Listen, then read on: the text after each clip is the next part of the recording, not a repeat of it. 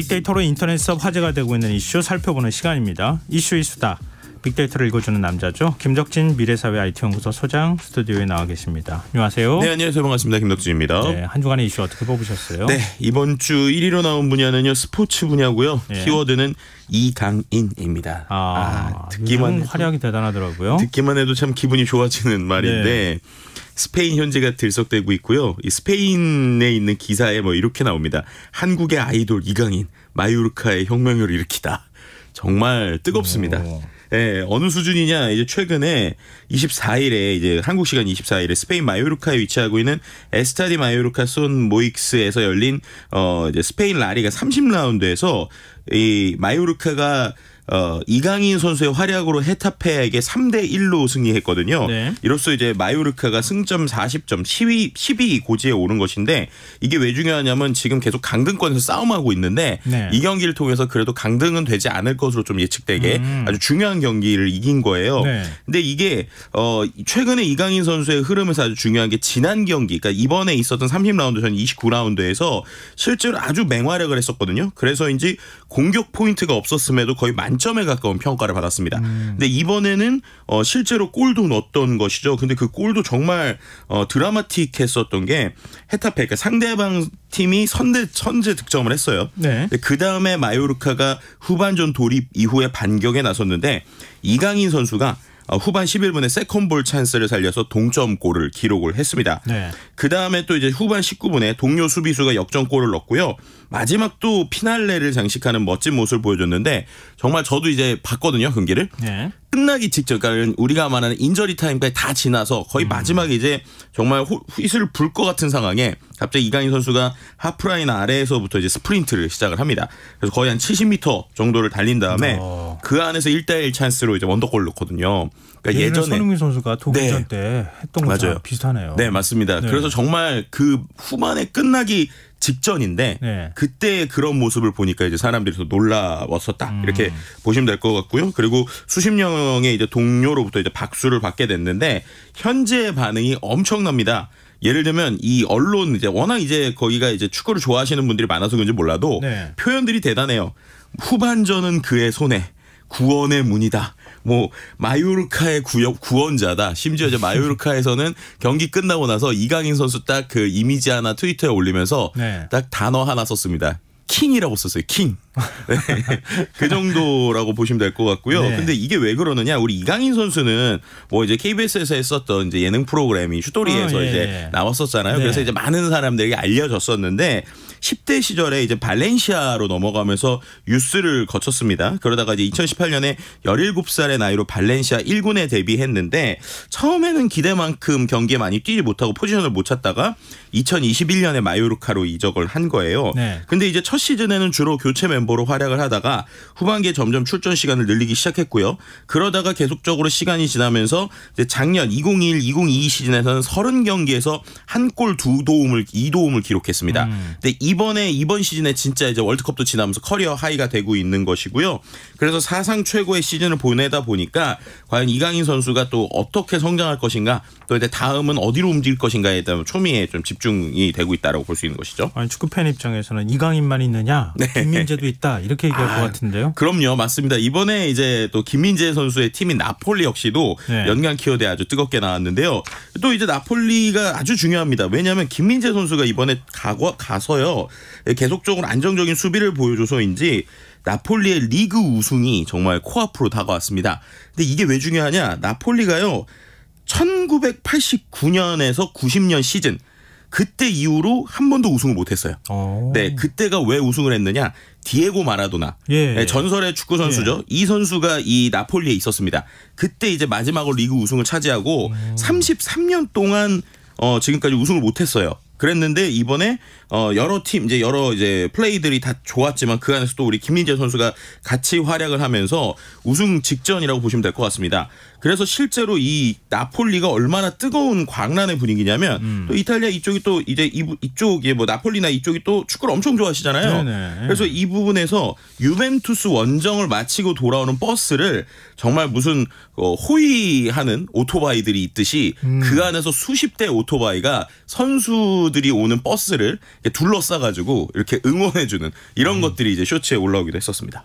모 예능 프로그램 보니까요. 네. 백종원 씨가 나폴리를 갔더라고요. 지나가는데 어린아이가 김 이렇게 외치는 거예요. 네. 김민재 선수 좋아한다고. 그러니까요. 그 정도로 대단하더라고요. 그렇죠. 이게 왜냐하면 33년 만에 일이고 그러다 보니까 또 재미있는 약간의 해프닝성이 나오고 있는데요. 나폴리의 구단 또 시정부와 팬들이 모두 지금 뭉쳐가지고 세리에 A 사무국 측에게요. 우리 축구 마지막 경기 하루만 늦춰주면 안 되냐? 이런 얘기를 하고 있다는 거예요. 왜요? 이게 왜냐하면 이제 이 29일에 있는 경기를 30일로 연기해달라는 이유가 본인들의 마지막 경기거든요. 네. 근데 이 정확하게 하면 그 다음 경기도 있는데 그 우리가 이제 뭐 예를 들면 승부의 그 승패 차를 가지고 미리 이 팀이 우승했다는 걸 예측할 수 있잖아요. 네. 근데 이번에 29일 날 나폴리가 경기를 하고 그 다음에 이제 30일에 다른 팀들이 경기를 하는데 네. 그 팀에서 거의 승패가 확정날 정도로 강한 팀과 약한 팀이 붙거든요. 네. 근데 그 안에서 아무리 계산을 해도 나폴리가 본인들이 경기를 하면서 우승 이런 게 아니라 본인들 경기 치르고 다음 날에 있는 다른 팀의 경기 TV로 보다가 네. 우리가 우승했네 이렇게 될 것 같은 거예요. 근데 30몇 년 만에잖아요. 그러니까 그렇게 하기 싫다. 우리가 동시에 경기를 해서 우리가 축구장에서 같이 응원을 받고 싶으니까 정말 지자체까지 나서서 시정부까지 나서서 하루만 밀어주면 안 되냐 지금 이러고 있는 상황이라고 보시면 될 것 같습니다. 대단하네요. 네. 자, 기분 좋은 소식에서 우리 좀 길게 소개하다 보니까 네. 2시간이 좀 짧아졌어요. 빨리 좀 달려보죠. 네. 자, 2위 주제는요? 네, 2위 주제 같은 경우에는요. 연애 분야인데 좀 안타까운 키워드입니다. 아스트로 문빈 씨죠. 이제 그 문빈 씨를 향한 추모가 계속되고 있고요. 또 묵념이나 음방 그리고 추억을 회상하는 연예계가 이어지고 있다라는 이야기입니다. 우리나라뿐만 아니라요. 그 이제 해외에서 태국에 있는 한국 대사관에도 문빈에 대한 추모 메시지가 대사관 담장에 계속 끝없이 쌓이고 있고요.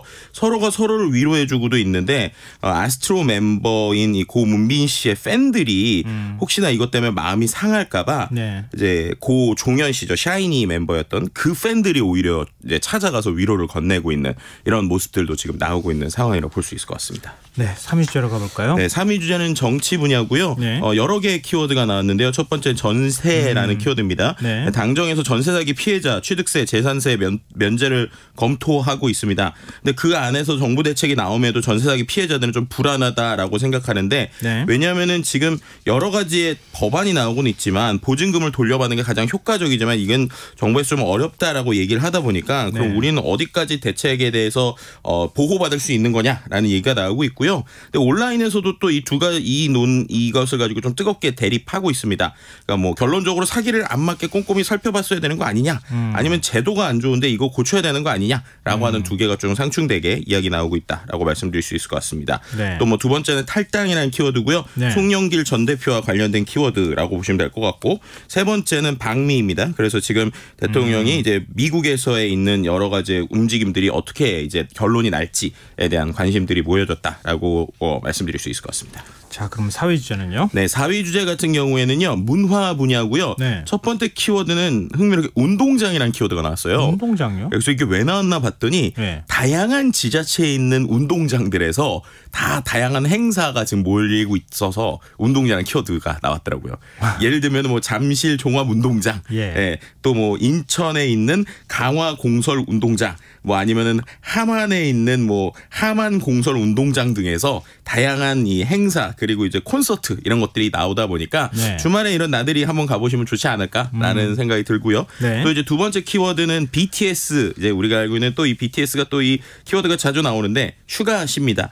슈가 씨가 이제 첫 공식 솔로 음반 D-Day를 냈는데 예. 일본 오리콘 일간 차트 정상에 올랐다라는 거예요. 그래서 이제 해금이라고 하는 또 이번에 타이틀곡이 있는데 그 타이틀곡 역시도 21일에 세계 최대 음악 스트리밍 업체인 스포티파이에서 스트리밍이 되면서 계속 상위권을 차지하고 있다라고 보시면 될 것 같습니다.